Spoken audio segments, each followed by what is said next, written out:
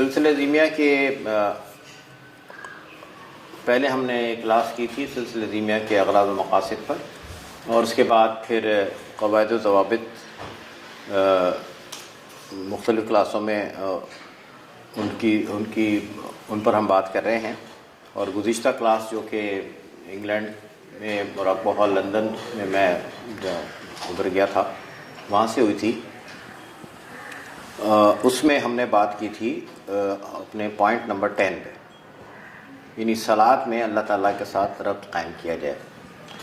اس کے بعد اب ہے 11ویں نمبر پہ کہ کسی دوسرے سلسلے کے طالب علم یا سالک کو سلسلہ زیمیہ میں طالب کی حیثیت سے قبول کیا جا سکتا ہے بشرطے کہ پیر و مرشد وصال فرما چکے ہیں.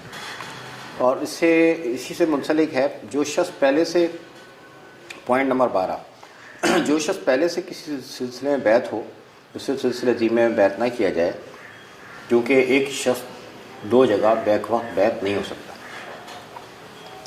اور نمبر 13 ہے کہ سلسلہ یہ بیعت جو ہوتی ہے یہ ون ٹائم ایک سمجھو کہ ایک عمل ہے، اس میں اس کے بعد پھر توڑی نہیں جاتی.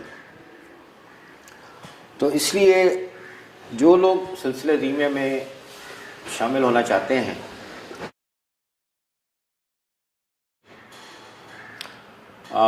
انہیں اچھی طرح سوچ سمجھ لینا چاہیے اور بیعت کرنے میں کبھی بھی جلد بازی نہیں کرنی چاہیے، کیونکہ بیعت جو ہے نا ایک طرح کا عمر بھر کا ایک معاملہ ہے. تو پہلے اچھی طرح جس درسگاہ میں آپ داخلہ لے رہے ہیں تو اس کے بارے میں پہلے اچھی طرح سمجھ لیں، اچھی طرح غور کر لیں کہ مجھے یہاں ان کے ساتھ شامل ہونا چاہیے نہیں ہونا چاہیے. کوئی جلد بازی نہ کریں کیونکہ بیعت پھر توڑی نہیں جاتی. تو یہ تقریباً 11 12 13 پوائنٹ ایک ہی نقطے کے گرد گھومتے ہیں کہ جو صاحب کسی سلسلے میں ہیں وہ ہمارے سلسلے میں آنا چاہیں سلسلے زیمیہ میں اور اپنی تربیت کے لیے تعلیم کے لیے، اور ان کے پیر و مرشد جن سے انہوں نے بیعت کی تھی وہ وصال فرما چکے ہوں، تو بیعت کرنے میں کبھی جلدی نہ کی جائے. اور جو لوگ بیعت ہونا چاہتے ہیں وہ اس سلسلے کے بارے میں جس میں بیعت ہونا چاہ رہے ہیں اور ان بزرگ کے بارے میں جن کے ہاتھ پہ وہ بیعت ہونا چاہ رہے ہیں پہلے اچھی طرح غور کر لیں، جائزہ لے لیں اور پھر بیعت ہو. اور ایک شخص دو جگہ بیعت نہیں ہو سکتا، یہ بھی ایک بات ہے کہ بہت سارے لوگ کہتے ہیں میں اس سلسلے میں بھی ہوں، میں اس سلسلے میں بھی ہوں، میں کئی سلاسل میں ہوں. کسی سلسلے سے فیض دوسرے سلسلے کے بزرگوں سے فیض مل سکتا ہے، یہ ٹھیک ہے، لیکن دو جگہ بیعت نہیں ہوتی. یہ ایسے ہی ہے جیسے آپ ایک یونیورسٹی میں داخلہ لیتے ہیں تو جب تک آپ اس یونیورسٹی میں ہیں آپ اسی کورس کے لیے دوسری یونیورسٹی میں داخلہ نہیں لے سکتے.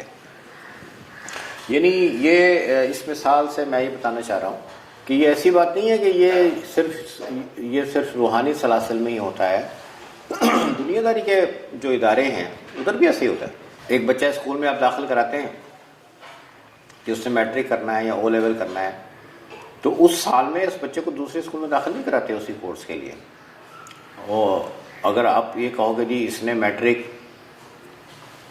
کامرس میں کیا ہے جیسے پاکستان میں ہوتا ہے اور دوسری جگہ سے اس نے میٹرک آرٹس میں کیا ہے دوسرے اسکول سے، اور دونوں نے ایک ہی بورڈ کا ایک ہی سال میں امتحان دیا ہے، تو وہ جو امتحان ہے وہ ایکسیپٹیبل نہیں ہوتا. ایک وقت میں ایک ہی کورس کیا جاتا ہے، ایک ہی یونیورسٹی سے کیا جاتا ہے. آپ کہو جی میں نے یونیورسٹی سے میں نے بی ایس سی کیا ہے لیکن پرائیویٹ میں نے اسی سال میں نے بی اے بھی کر لیا ہے، تو یہ کہیں پہ بھی ایکسیپٹیبل نہیں ہوتا. اسی طرح بعض ادارے ہوتے ہیں جہاں پہ آپ کام کر رہے ہوتے ہیں ان اداروں کے ساتھ آپ دوسری جگہ جاب نہیں کر سکتے. بہت ساری سروسز ایسی ہیں جدھر آپ کام کرتے ہیں تو آپ کو جی میں اس ادارے میں بھی کام کرتا ہوں اور میں اس ادارے میں بھی کام کرتا ہوں. نو، وہ الاؤ نہیں ہے. آپ کو اسی ادارے میں کام کرنا ہے. تو یہ بات آپ سمجھ لیں کہ یہ ایسا نہیں ہے کہ یہ صرف سلاسل میں ہی ہے یا روحانی تعلیمات میں ہی ہے. یہ پیٹرن، یہ طریقہ کار دنیا داری میں بھی ہے. بہت سارے لوگ اعتراض کرتے ہیں تصوف کے بعض ضابطوں پر یا بعض ہدایات پر، اور وہ کہتے ہیں کہ بھئی یہ کیوں ہیں. تو ذرا سا جائزہ لیں. مثال کے طور پہ یہ کہا جاتا ہے کہ بھئی آپ کو جو ہدایت دی جائے آپ نے اس پر عمل کرنا ہے،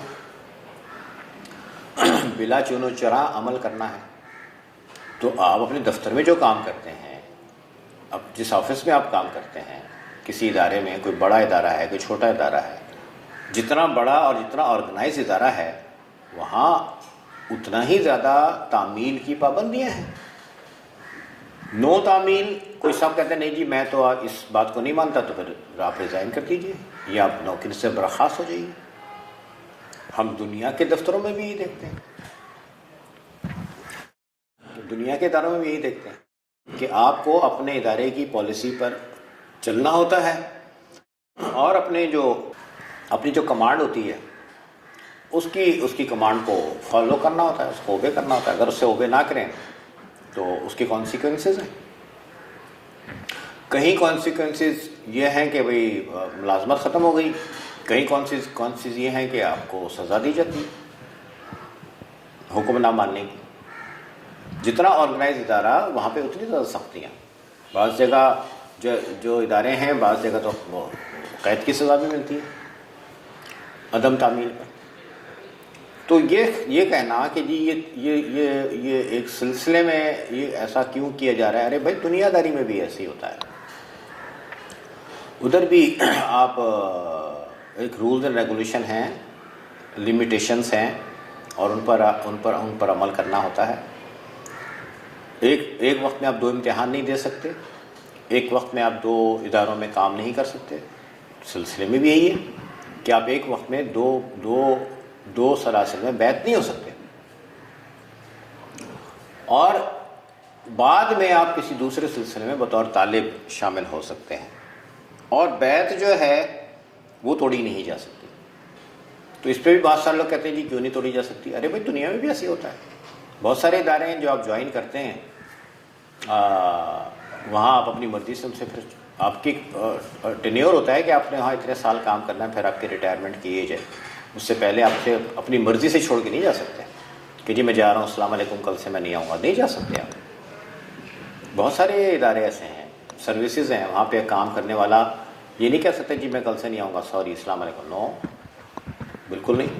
تو اسی طرح سلاسل میں ہے کہ آپ بیعت کھونے سے پہلے تو سمجھ لیں، بعد میں بیعت قائم رہے گی. بیعت ختم ہوگی تو وہ سلسلے کے بڑوں کی طرف سے ختم ہوگی، وہ ایکسپلشن کی صورت میں ختم ہوگی. تو اس لیے پہلے خوب اچھی طرح غور کر لیا جائے اور پھر بیعت ہونے کا فیصلہ کیا جائے، اور یہ سوچ کے کیا جائے کہ بھئی میں ایک لائف ٹائم میں ایک کمٹمنٹ کر رہا ہوں.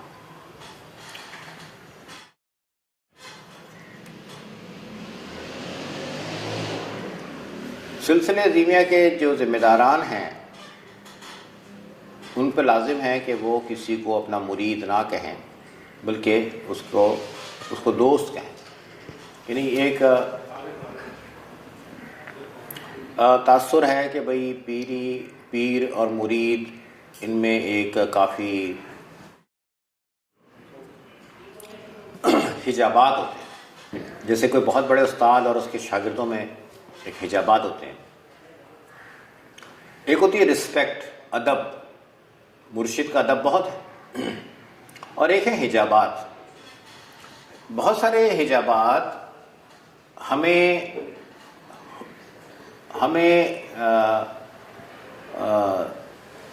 سیکھنے سے اور تعلیم حاصل کرنے سے سیکھنے میں اور تعلیم حاصل کرنے میں حائل ہو جاتے ہیں۔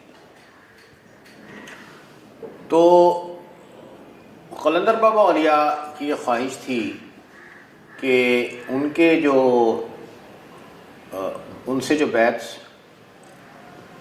مرد و خواتین ہیں وہ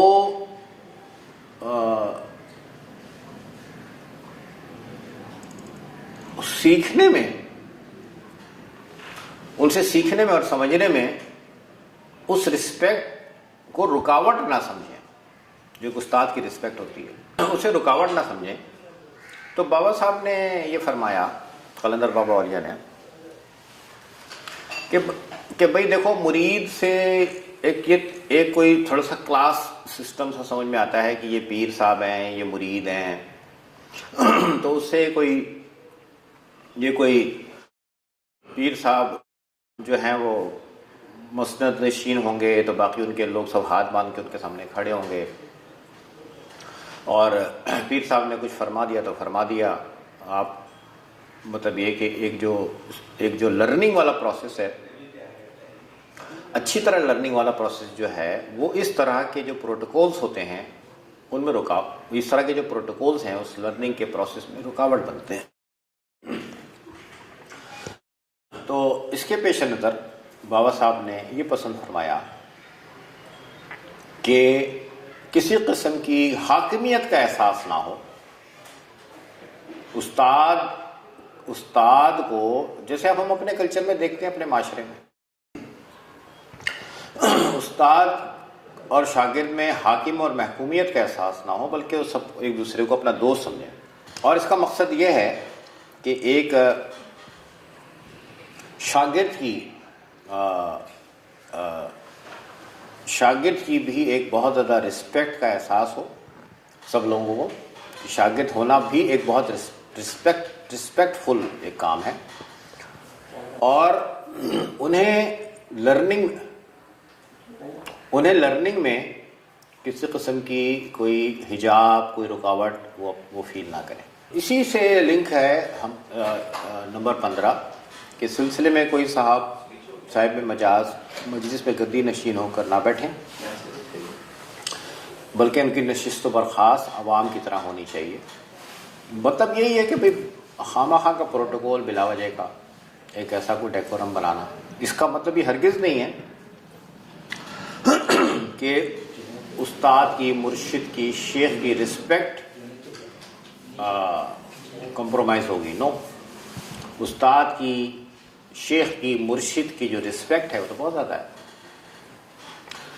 جو دنیاوی ہمارے اساتذہ ہیں، جنہوں نے ہمیں انگلش پڑھائی، اردو پڑھائی، سائنس پڑھائی، میتھمیٹکس پڑھائی، آرٹس پڑھایا، کامرس پڑھائی، جو بھی سبجیکٹ پڑھائے، ان کی بہت رسپیکٹ ہے۔ ہمیں سب کو اپنے اساتذہ کی بہت رسپیکٹ کرنی چاہیے۔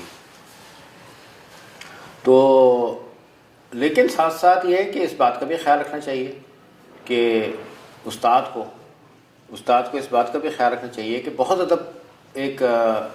زیادہ وہ پروٹوکول والی بات نہ ہو، تو اس سے ایک ماحول میں ایک لطافت رہتی ہے اور ذہن پر زیادہ بوجھ نہیں پڑتا، لرننگ پروسیس بھی آسان رہتا ہے، اور ایک